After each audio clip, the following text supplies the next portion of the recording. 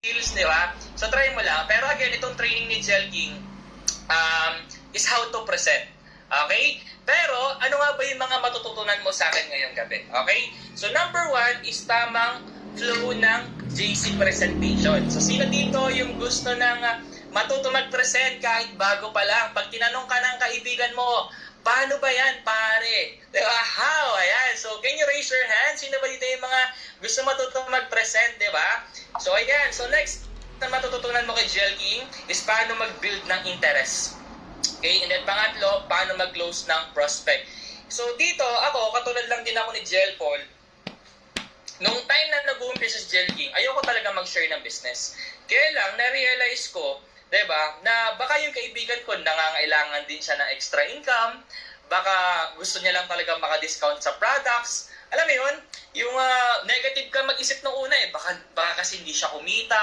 Alam mo yun, di ba? Kasi dito yung gano'n. Kasi gano'n din ako before. Kaya lang, sabi ko nga, mali na iba naman yung reason niya. Baka gusto niya talaga makapag-for good na mas maaga, ayaw niya natutulog yung pera niya sa bangko, di ba?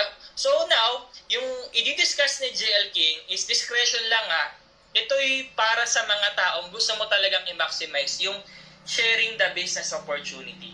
Okay? Pero kung okay ka na sa retailing, wholesaling, dropshipping, okay naman na yun. Pero again, kung gusto mo matuto, paano ba ginagawa yan, paano mo mas kumita ng mas malaki, 6 digits kung gusto mo, pwede kang makinig sa akin ngayon. Okay? So, simulan na natin. Ayan.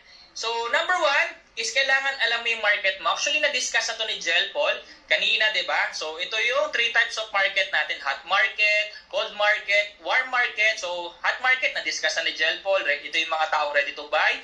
Cold market, people you don't know, yung mga hindi mo kakilala yan, di ba? Or sa warm market naman natin, family or friends mo. So, hindi na babaran to ni Jel King, okay?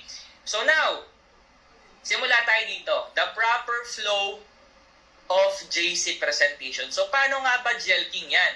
So, sa totoo lang guys, actually, dumaan din ako sa trial and error. Ang dami kong sinubukan na presentation, ang dami kong kinopya na grand leaders, pero again, ikaw pa rin na makakaalam kung ano yung mas magiging effective sa'yo. Kasi si Jel King, sumubok din ako ng, alam mo yun, alam mo yung PowerPoint, mag-zoom kayo, ipe-present mo lahat yan, naabot kayo ng 1.5 hour, 1 hour, sinubukan lahat yan ni Jel King. Kaya lang, syempre, ikaw din makaka-discover ano ba talaga, Jel King, yung pinaka-effective sa'yo. So, gusto niyo ba malaman or mag-end na tayo? Ayan, thumbs up naman kung excited na kayo. Type mo nga dyan, excited na ako. Ayan, so tutok na tutok ang lahat, di ba? So, number 1, or step 1 natin is kailangan mag-warm up or kailangan natin mag-build ng rapport. Diba? Kilalanin mo muna ang prospect mo, sabi nga ni Jel Paul kanina. Okay? So, pangalawa, introduction.